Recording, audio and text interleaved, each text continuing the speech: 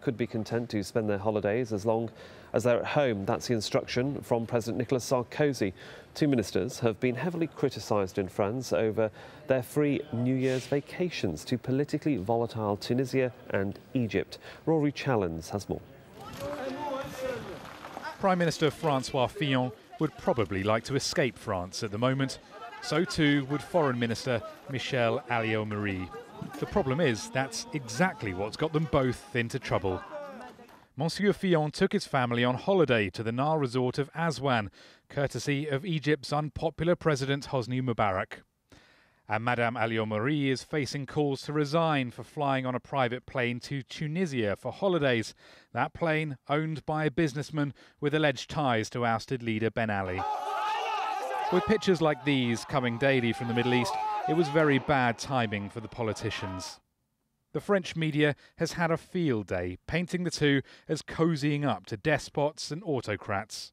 How comes that the French foreign minister and the French prime minister were going to these countries at this very moment when, in the case of Tunisia, the repression and the revolt had already started, and at a time when one could imagine that the French diplomacy was aware that there was a risk of contagion.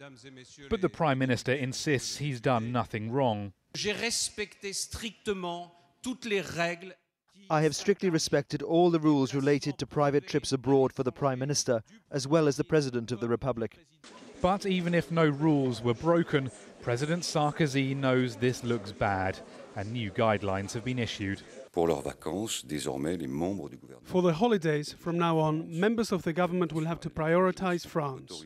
Invitations abroad will be authorised by the Prime Minister, in agreement with the diplomatic sections of the French presidency. Some, though, might question the wisdom of putting the Prime Minister, one of the culprits here, in charge of preventing any further embarrassments. Rory Challens, Al Jazeera. Well, on Wednesday, the Mexican army celebrated what they say was the rescue of dozens of migrants held hostage by drug traffickers. But it turns out all was not what it seemed.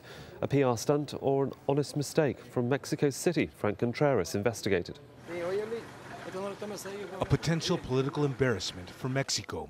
On Tuesday, Mexico's army triumphantly announced it had released 47 immigrant men, the majority Guatemalan. In a news release, the army said the men were being held against their will in a safe house allegedly belonging to drug traffickers. But hours later, in an unusual move, a spokeswoman for the Guatemalan Foreign Ministry told reporters that the migrants apparently were not kidnapped. And later, in a news release, the Guatemalan Foreign Ministry referred to the incident as a rescue operation. It's unclear whether Mexican security forces were caught in the act of trying to play up their crime-fighting role for political purposes, or whether this was simply an honest mistake. In any case, immigrants' rights organizations say this points to a complete lack of coordination. A better approach, they argue, would be to integrate immigration policy throughout the region. El fenómeno migratorio es un fenómeno regional. Migration is a regional phenomenon. The Mexican, Central American and U.S. governments are all involved, but all of them are working on it on their own. This has to change. We have to start working together. The incident comes amid rising tensions between Mexico and its Central American neighbors, whose government officials argue Mexico is not doing enough to protect immigrants from harm. The most violent incident occurred in October, when 72 immigrants were massacred. Mexican police blame it on a violent mafia organization called the Zetas.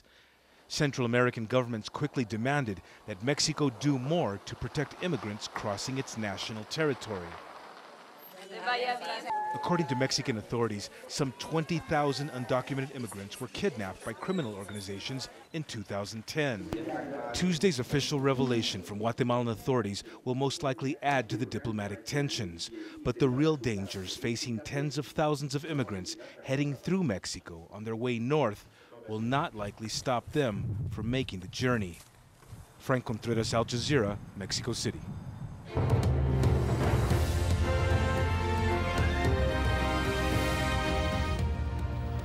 This is Al Jazeera, and these are the stories making the headlines. There's been a suspected suicide bombing inside a military base in the Mubarak region of northwest Pakistan. Unconfirmed reports say as many as 15 have been killed and 20 wounded in the explosion. The Pakistani military says the bomber was dressed in school uniform. Mass protests are continuing in Egypt for a 17th day. Thousands more workers are expected to go on strike, looking for pay rises and government reforms. Negotiations for a transition of power are still underway, but with no notable progress. As well as Liberation Square, hundreds of pro-democracy demonstrators are camped outside Parliament. It's a sign that protests are entering a new phase, with people taking their message for Mubarak to go straight to the politicians. Gatherings outside parliamentary buildings are usually banned, but the army is allowing people access. Elsewhere in the country, 4 protesters have died and about 100 people wounded in clashes with police. In the western province of New Valley, anti-Mubarak demonstrations started on Monday night. Several people were injured and taken to hospital. And the newly appointed culture minister, Gaba Osfor, has quit. His family say it's due to health reasons, but Egypt's main daily newspaper, Al Haram, says Osfor, who is also a writer, was criticised by his literary colleagues for taking the post. Osfor was the only new face in the cabinet. The Philippines government has resumed peace talks with Muslim separatists. The decades-long conflict in the country's south has pitted government forces against the Moro Islamic Liberation Front. And talks between the North and South Korean military have broken down. Neither side could agree on the agenda for future discussions. Tension has been high on the peninsula since the North shelled a South Korean island in November, killing 4 people. Italian prosecutors are demanding Prime Minister Silvio Berlusconi go on trial immediately. The call follows allegations he paid for sex with a 17-year-old Moroccan dancer and then used his political power to cover it up. US President Barack Obama is gearing up for a battle as he gets ready to present his budget to Congress next week. Republicans have vowed to slash more than 60 government programs, but Obama says he needs to spend more to create jobs. In the latest poll, Americans give him low marks for his handling of the economy. And those were the headlines. I'll have more at the top of the hour next. It's Riz Khan.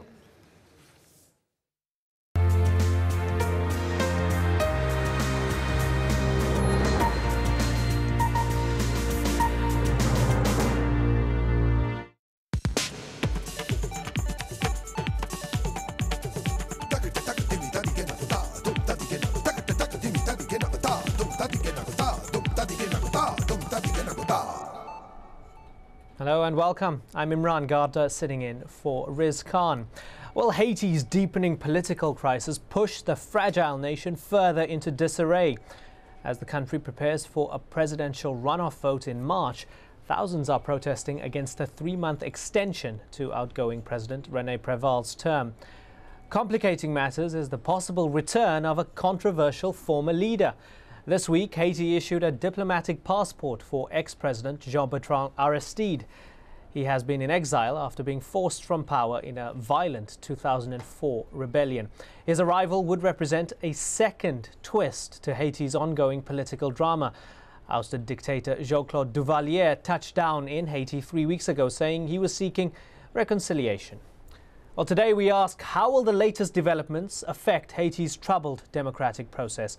Remember, you can call in with your comments and questions. You can also send us an email or SMS on the show. Well, joining us to discuss these issues are Harry Fouché, the former Consul General of Haiti in New York. Fouché is currently chairman of the Consortium for Haitian Empowerment, and he joins us from Chicago.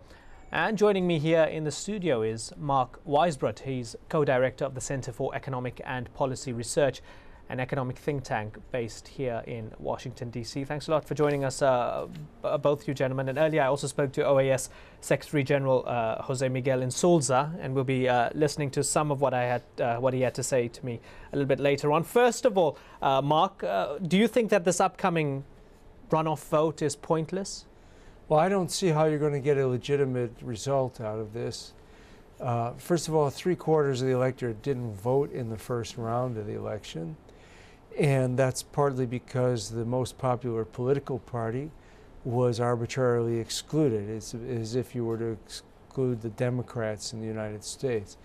Then to make it worse than that, the the United States government, using the OAS as a political instrument, forced the government of Haiti to change the results of the first round of the election, eliminating the government's candidate and leaving two right-wing candidates in the race, candidates who combined got about 11% of the registered voters to vote for them.